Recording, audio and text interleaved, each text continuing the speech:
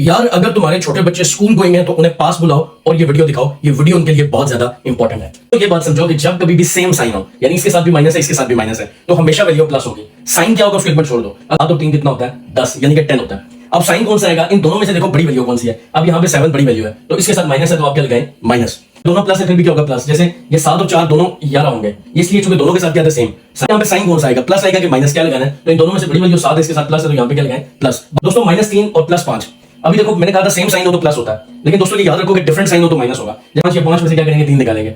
जैसे 5 में से 3 निकालेंगे तो क्या आएगा? 2। अब देखो इन दोनों वैल्यू में से बड़ा साइन कौन सा है? तो वो प्लस है, तो यहाँ पे क्या आएगा? प्लस। दोस्तों यहाँ पे देखो अब 7, ये डिफरेंट साइन है तो ये भी माइनस होगा। जैसे 7 में से 4 निकालो तो कितना आएगा? 3। लेकिन इसके साथ साइन क्या आएगा? माइनस। यहाँ पे प्लस इसलिए आया क्योंकि बड़ी वैल्यू के साथ क्या था? प्लस। और यहाँ पे माइनस इसलिए आया क्योंकि बड़ी वैल्यू के साथ क्या था? माइनस। अब दोस्तों आप मुझे बताओ, बल्कि अपने बच्चों से पूछो, अगर उन्हें ये समझ आई है तो उनसे पूछो कि -10 और +3 का यहाँ पे जवाब क्या आएगा। मुझे इसका जवाब अपने बच्चों से पूछ के नीचे कमेंट में देना।